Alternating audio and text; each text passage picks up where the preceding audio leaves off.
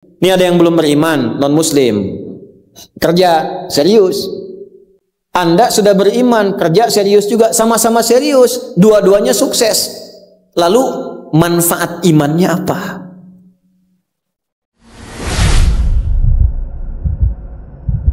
Amal itu akan diikat dengan niatnya. Dengan niat itulah diberikan oleh Allah dua hal. Satu, berpahala atau tidak. Jadi investasi akhirat atau tidak. Yang kedua, kesungguhan kita untuk mencapai itu. Jadi bapak ibu ini punya pekerjaan nih, ya. Serius tidaknya tergantung motivasi niatnya. Kalau bapak niat, bakal serius. Kalau nggak niat, nggak akan serius. Anda jadi tentara nih. Kalau niat betul jadi tentara, akan sungguh-sungguh. Kalau nggak niat, ya biasa-biasa saja. Ada tugas kerjakan, nggak ada santai. Anda kuliah, kalau niatnya benar, sungguh-sungguh belajarnya. Duduk paling depan, dengarkan dengan baik, catat, nggak paham nanya. Makanya masuk dengan keluar beda. Masuk belum paham, keluar sudah paham.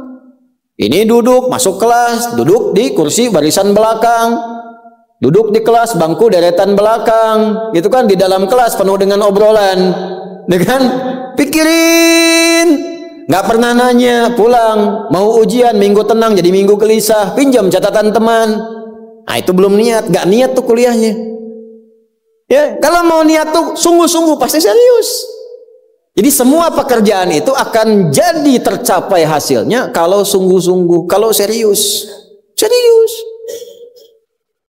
Ya, jadi kalau melamar sekali ditolak, kedua kali, terus, 3 kali, 4 kali. Ya, kalau tidak ada di tempat itu, cari tempat lain.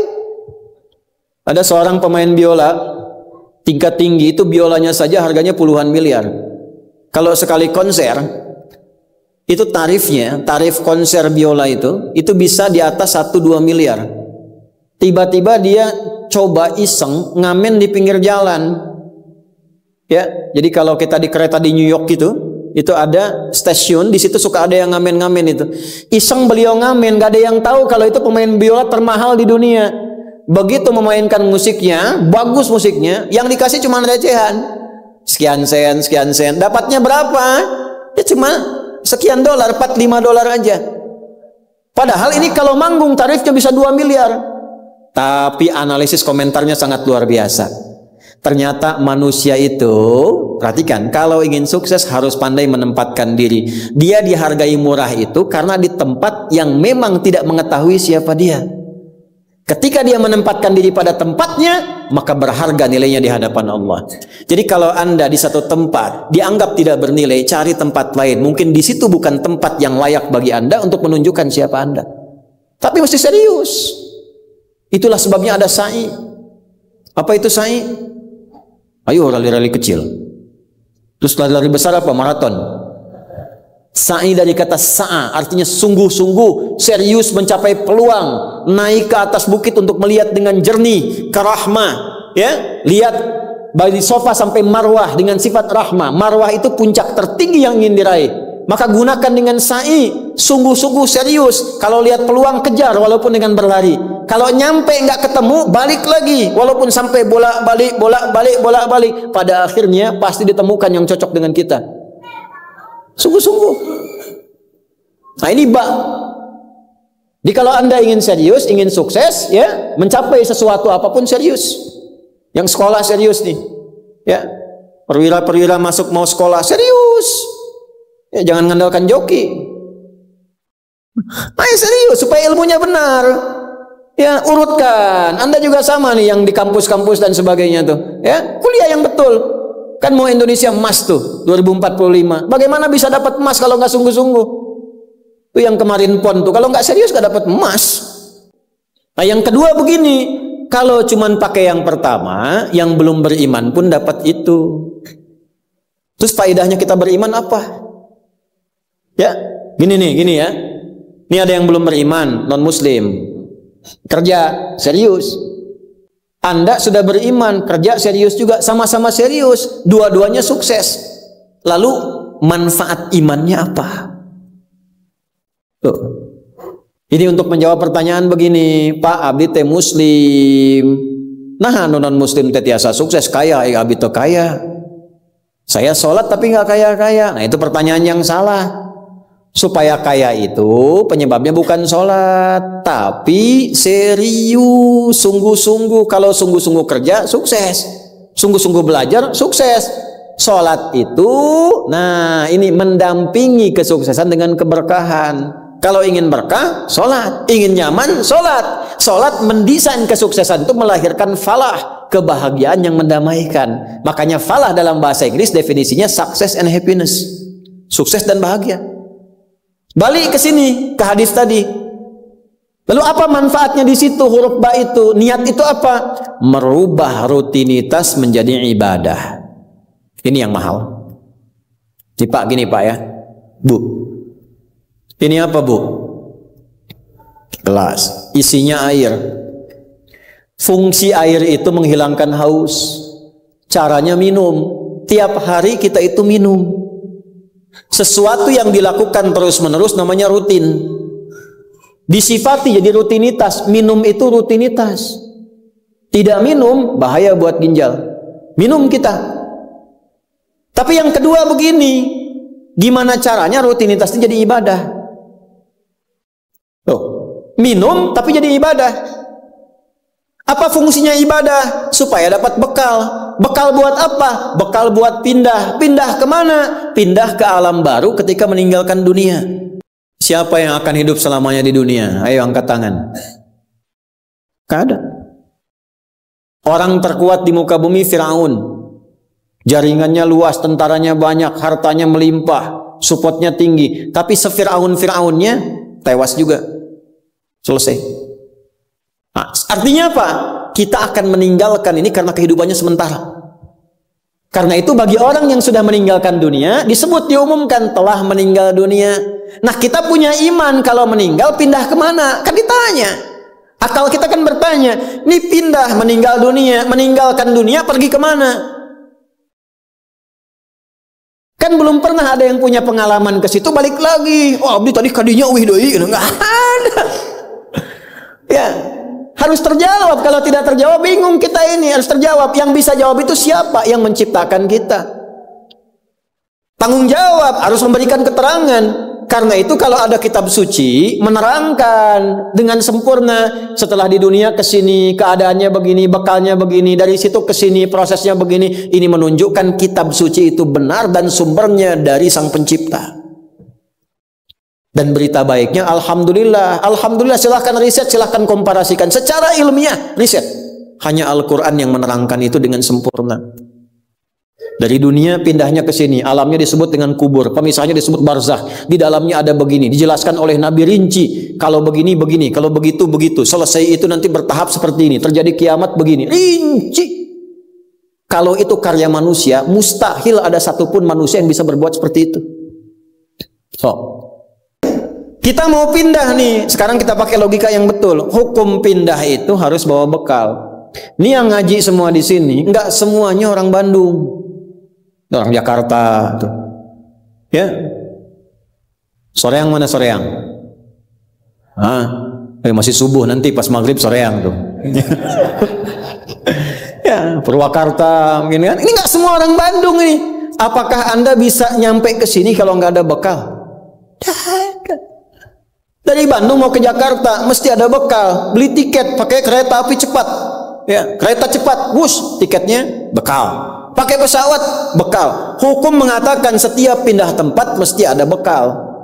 Ini Anda, saya, kita mau pindah dari dunia, minimal transit, ya, waiting roomnya di alam kubur. Mau pindah, pertanyaannya bekalnya apa? Kan pindah tempat. Semakin berpindah tempatnya, semakin beda hukumnya. Ini kita di Indonesia mau transit ke Malaysia, apa dikira mata uangnya sama? Tidak, hukumnya pun nggak sama. Orang Indonesia ke Singapura hukumnya beda. Oh, bisa rapi, di jalan rapi, nggak ada buang sampah sembarangan, tuh kan? Pulang lagi ke Soreang, nggak bala deui gitu. Hukum beda, ketatnya nggak sama. Ke Amerika lebih jauh lagi, nggak laku rupiahnya, tukar dulu dari sini, baru dolarnya nyala. Pindah tempat beda hukum. Toilet di Kota Bandung dengan toilet di Lebak Bulus bisa beda. Ya. Nih Bang, 1.000. Kok 1.000 Bang? 2.000. Biasanya juga 1.000. Anda di mana? Lebak Bulus. Sini Bandung, Pak. Ya, bisa beda hukum. Maka Anda jangan berharap di alam kubur itu hukumnya bisa sama dengan hukum di dunia. Pasti beda. Tetap pertanyaannya sama. Bekalnya apa? Cuman 2 lembar, 2 kain. Ibu tambahan 1 Bu, kerudung ibu 3 tuh. Makanya saya selalu mengatakan dengan bercanda tapi dalam, mohon maaf ini yang muslimah, berlatih pakai kerudung ya. Berdoa minta sama Allah supaya nanti tidak bikin malaikat mungkar nakir penasaran. Di dunia nggak berkerudung, begitu meninggal dikerudungin. Ditaruh ke malaikat, ucu gening. Waktu di dunia teh kerudungan, nah ayo jantan kerudungan. Man robuka, abi jamaah Ustaz Adi, namun belum sempurna hijrah. Pelan-pelan, jangan dihukumi dulu. Dia sujud itu sudah luar biasa. Dia belum taat pada satu bagian, tapi taat pada bagian yang lain. Kita doakan, support.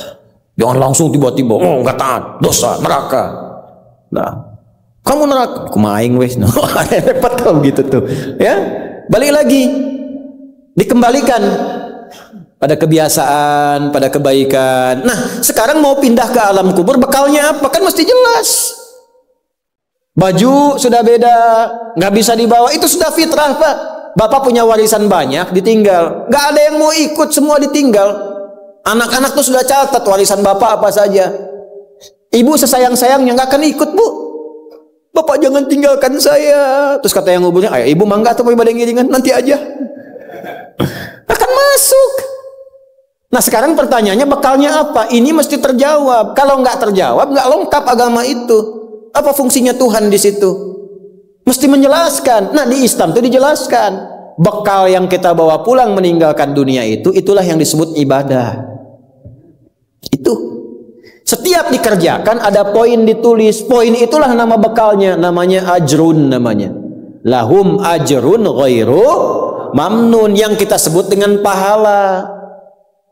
Yang menjadikan itu dapat, pahala itu diraih, bekal ibadah itu dapat, itulah niat. Itulah niat.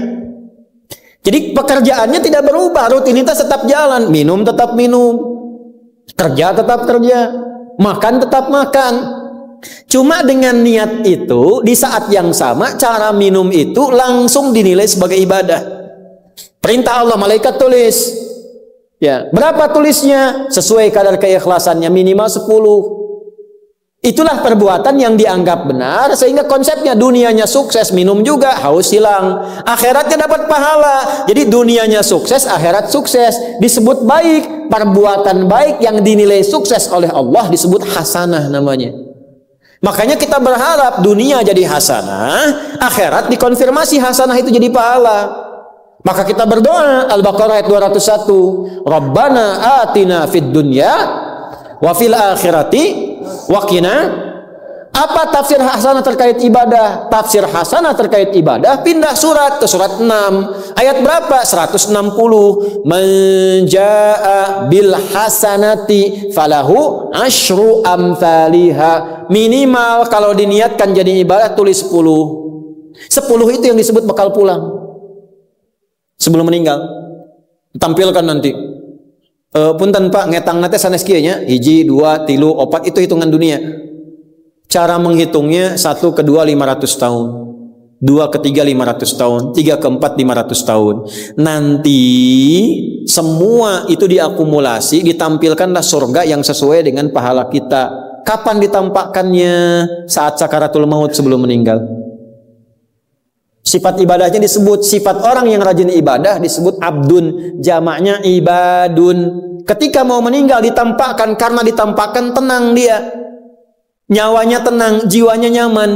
Sifat jiwa yang dilatih ibadah saat latihan disebut tumakninah. Ruku anjen, jangan dulu i'tidal sampai tumakninah. Sujud jangan bangkit dulu sampai tumakninah. Kebiasaan tumakninah punya sifat namanya mutmainnah. Makanya saat akan meninggal disebut ibadnya, disebut mutmainahnya. Di mana? Quran surah 89 ayat berapa? Ayat 27 sampai 30. Ya ayyatuhan nafsul mutmainnah irji'i ila rabbiki radiyatan mardiyah fadkhuli fi ibadi, disebut ibadnya, wadkhuli jannati, ditampakkan surganya. Ini surganya anjeun teh ieu tina amalan-amalan yang telah dilakukan selama hidup. Kalau yang nggak ada bekal, tampaknya yang jelek-jelek sesuai kebiasaannya. Ya. Kebiasaan dugem ditampakkan lengeleng ini bingung, la ilaha illallah, geleng lagi, la ilaha geleng lagi. Yang biasa tahlil, biasa ngaji, wafat sesuai kebiasaan, sesuai ajalnya. Tampak. Nah, sekarang untuk mencari bekal itu bagaimana? Niatkan menjadi ibadah. Itu fungsinya itu mahal. Pembuktiannya setelah meninggal. Kalau bapak nggak percaya, ibu nggak percaya, dipertanyakan imannya. Silahkan saja nanti lihat setelah meninggal. Ya, cara merubahnya bagaimana? Nanti ada 3 bagian. Karena itu kata Imam Syafi'i, hadis ini sepertiga ilmu. Ilmu itu dipraktikkan lewat amal, makanya hurufnya sama. Ain, lam, mim saat belajar. Ain, mim, lam ditukar, lamnya ke belakang, mimnya ke tengah. Saat diamalkan hurufnya sama. Orang yang mengerjakan itu ain pakai alif, lam dan mim, alimun. Tempatnya alamun, tanda-tanda orang itu kenal Allah, maka dia pakai ilmu. Ilmunya dia amalkan, hurufnya sama semua. Ilmun, amalun, alimun, alamun. Allah disebutnya apa? Rabbil alamin, jama alhamdulillahi rabbil alamin. Jadi kalau kita pakai ilmu, gunakan. Begitu digunakan, tuliskan pahalanya. Kata Imam Syafi'i, hadis ini sepertiga ilmu. Karena ilmu itu ada 3. Ilmu tentang lisan, ilmu tentang perilaku tubuh bagian luar, ilmu tentang hati. Semua perilaku kita bergantung 3 hal tadi. Contoh lisan. Panitia, kalau ada teh manis bagus banget itu. Enggak, ini contoh, bukan minta. Enggak, ini saya sudah ada minuman, enggak usah bikin teh manis. Contoh aja, contoh, ya. Kalau ada teh manis bagus banget itu. Itu lisan. Begitu lisan keluar, panitia langsung mikir, aduh, enggak dibikin tadi katanya. Maka coba di belakang dibikin, walaupun ustaznya bilang contoh, langsung bikin misal contoh gitu kan. Itu lisan. Kerjakan, siap kerjakan, komando, jalan, lisan. Jadi perilaku kita kadang bergantung lisan. Makanya ada ayat dan hadis tentang lisan. Hati-hati. Kepleset lisan lebih parah dibanding kepleset kaki. Bapak kepleset kaki bisa diluruskan lagi, kepleset lisan lama Pak. Prajurit keluar dari sini, caci maki tuh panglima tuh. Jangan dipotong videonya ya, contoh ini mah, contoh. Kepleset lisannya, selesai karirnya. Kepleset kakinya, masih bisa berjalan. Maka lisan tuh ada hukumnya sepertiga bagian hidup kita. Kedua nih, ujung kepala sampai ujung kaki, tangan bergerak, kaki melangkah. Hati-hati. Itu semua ditentukan oleh apa? Ini kolbu, amalan hati. Bapak tahu dari mana kalau orang yang senyum itu senang pada Bapak? Bagaimana taunya? Boleh jadi dia iri hati, di hatinya itu ada sesuatu. Nah, karena manusia bertindak dari 3 bagian ini, maka Imam Syafi'i mengatakan, inilah hadis sepertiga ilmu. Kalau paham hadis ini, sepertiga kehidupan kita tuh khatam. Kuncinya apa? Niatkan semua hal itu menjadi bagian ibadah, maka pekerjaannya berkah, akhiratnya dapat.